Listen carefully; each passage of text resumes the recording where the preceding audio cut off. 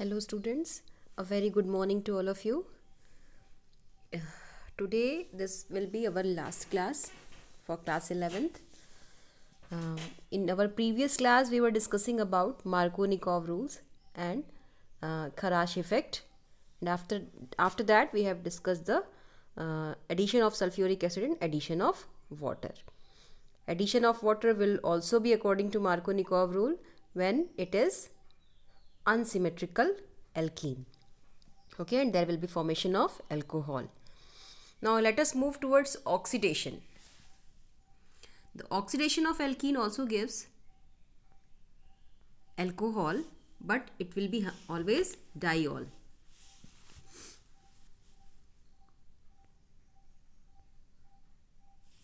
Because at the position of double bond there will be addition of two OH group in the adjacent carbon atom which are forming double bond. Okay बच्चों, आप देख रहे हो यहाँ पे ethene पे water के presence में ऑक्सीजन का एडिशन हो रहा है and there is formation of ethane 1,2 diol और it is also known as glycol. Okay, CH2OH CH2OH, this is glycol. ठीक है, and the reagent oxidizing reagent used in this reaction is Bayer's reagent. Bayer's reagent is what? It is aqueous solution of potassium permanganate. Aqueous solution of potassium permanganate है, it will give oxygen and water. Aqueous solution है तो water तो है ही, ठीक है, and there will be formation of glycol, या इसी को हम लोग बोलते हैं इथेन 1,2 डाइऑल IUPAC नोमेनक्लेचर में. ठीक है, तो इस तरीके से हम लोग कर लेंगे. और अनसिमेट्रिकल अल्कीन होगा तो again there will be Markovnikov addition, है ना. अगर अनसिमेट्रिकल एल्कीन है तो हमारा OH ग्रुप कहाँ जाएगा? OH group is negative group. OH group वैसे तो यहाँ पे दोनों पे ही OH ग्रुप हमें अटैच करना है, तो हमें तो कोई दिक्कत ही नहीं है, मार्कोनिकॉव रूल की कोई ज़रूरत ही नहीं है, क्योंकि दोनों पे ही अगर OH अटैच करना है तो हम चाहे जिस पे भी अटैच करेंगे OH अटैच होगा ना, तो मार्कोनिकॉव रूल की कोई ज़रूरत ही नहीं है यहाँ पे, अनसिमेट्रिकल हो या सिमेट्रिकल. चलिए, और अगर हमें इसका फर्दर और ऑक्सीडेशन करना है, मतलब we have to convert it into acid और कीटोन और aldehyde, then we have to use another oxidising agent which can be acidified potassium permanganate और एसिडिफाइड पोटेशियम डाइक्रोमेट. मतलब एसिडिक KMnO4 अगर हम यूज़ करें या एसिडिक K2Cr2O7 यानी potassium dichromate, तो these are very strong oxidising agents. तो ये इसको फर्दर और ऑक्सीडाइज कर देते हैं कीटोन, एल्डिहाइड और कार्बोक्सिलिक एसिड में. ठीक है, जैसे कि आगे आप रिएक्शंस देख रहे हो. ठीक है, यहाँ पे ये अनसिमेट्रिकल, यहाँ पे ये ब्रांच्ड एल्कीन है, तो इसका ऑक्सीडेशन एसिडिफाइड KMnO4 के प्रेजेंस में, ये एक्वस सोल्यूशन नहीं है, this is acidified KMnO4, H+ ion is present, it is forming propanone. ठीक है, प्रोपेन 2 और प्रोपेनोन. ठीक है, 2 लिखने की भी कोई ज़रूरत नहीं है क्योंकि प्रोपेनोन अंडरस्टूड है, it is 3 carbon compound and it is and the double bond, and the ketone group is present at second carbon. Okay, propanone. And butene is forming ethanoic acid, 2 molecules of ethanoic acid. ठीक है, after oxidation. So this is 4 carbon compound and now this is 2 carbon compound. ठीक है, तो oxidation के बाद इसका double bond splitting हो जाएगा and there will be 2 carboxylic acids group. ठीक है, चलिए आगे बढ़ते हैं. अगला reaction ozonolysis. Ozonolysis as the name indicates there is lysis of any alkene molecule at the presence of ozone. Ozone की वजह से अगर किसी एल्कीन का लाइसिस हो, लाइसिस वैसे तो पहले इसमें ओजोन का एडिशन होता है and there is formation of ozonide. ठीक है, और after that there is lysis. ठीक है, इसीलिए इसको बोलते हैं हम लोग ओजोनोलाइसिस.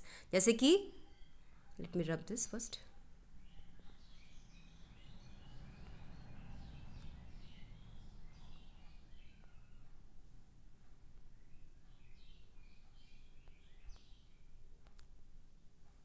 जैसे कि अगर हम इस रिएक्शन को देखें, ozonolysis of alkene involve the addition of ozone. पहले तो ओजोन का एडिशन होगा और उसके बाद एल्कीन मॉलिक्यूल का क्लीवेज होगा. ठीक है, in the presence of zinc and water. ठीक है, तो पहले तो ozone as it is in the form of triad के फॉर्म में ये पूरा एडिशन हो जाएगा इसका। ठीक है, आप यहाँ जहाँ डबल बॉन्ड है, double bond will break and there will be addition of 3 molecules, 3 atoms of oxygen and that is ozone.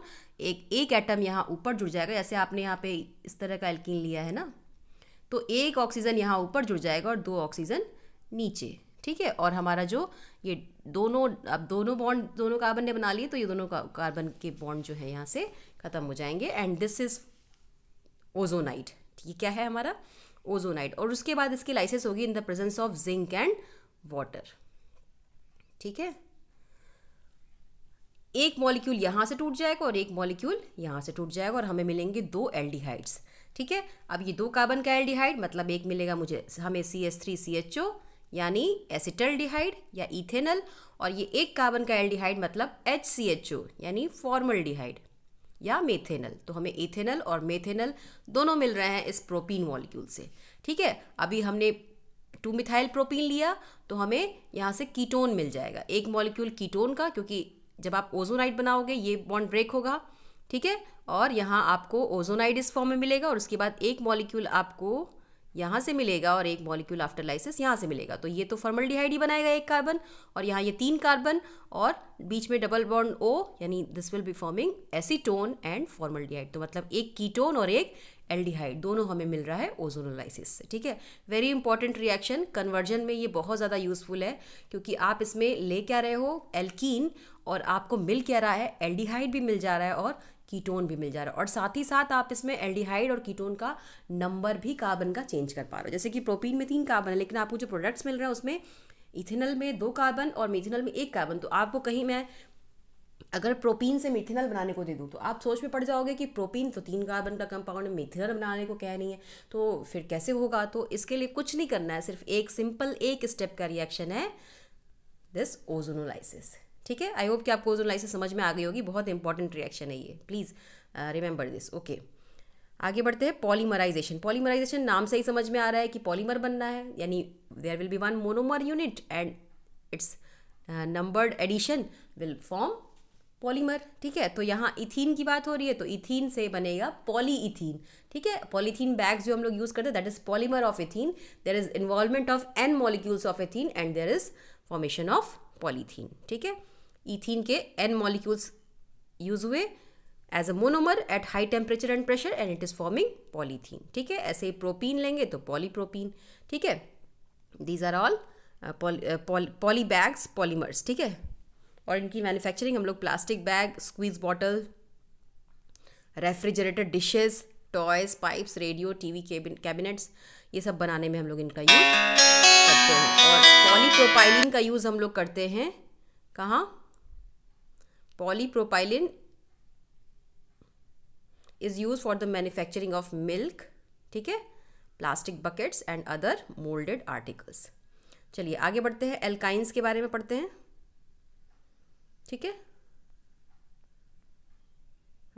Okay, alkyne I will discuss in next video. Okay, thank you very much.